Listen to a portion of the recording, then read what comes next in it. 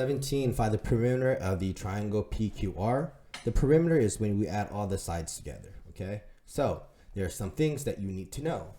Okay, so the first one, this is 5.9. We know that this is also 5.9.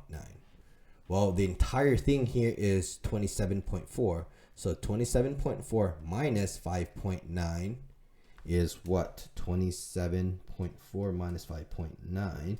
That gets you equals to 21.5. So this piece here is 21.5 because we subtracted the 5.9. That comes from that external point of P, which is congruent to this one as well, which is 21.5. Okay.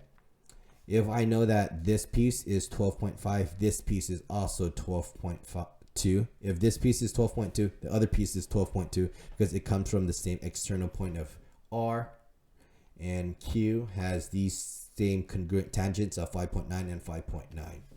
So the perimeter is going to be, you have 21.5 plus 21.5. That's the two blue parts.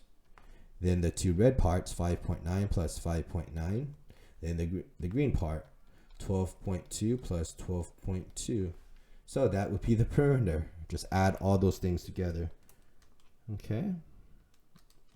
I'm using a calculator right now. 5.9 plus 12.2.